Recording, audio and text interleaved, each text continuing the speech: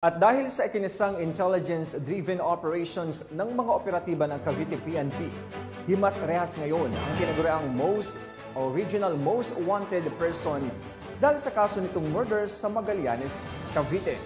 Ito'y dahil sa puspusang operasyon ng pambansang pulisya na hulihin ng mga taong may pananagutan sa batas upang makamit ang isang mapayapa at maayos na pamayanan. Yan ang report ni Patrolwoman Priscilla May Urbano.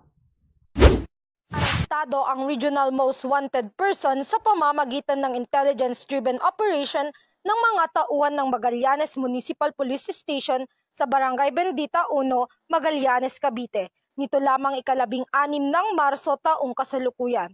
Kinilala ang suspect na si alias Arnold na residente ng nasabing lugar. Matapos ang mahigpit na pagsubaybay at pagmamatsyag, naaresto ang suspect sa bisa ng warrant of arrest para sa kasong murder na walang inirerekomendang piyansa.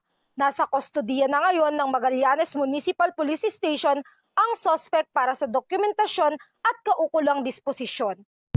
Mula dito sa Calabarzon, ako ang inyong Police News Network correspondent, Patrolwoman Priscilla May Urbano, alagad ng batas, tagataguyod ng Balitang Pulis. Maraming salamat, Patrolwoman Urbano.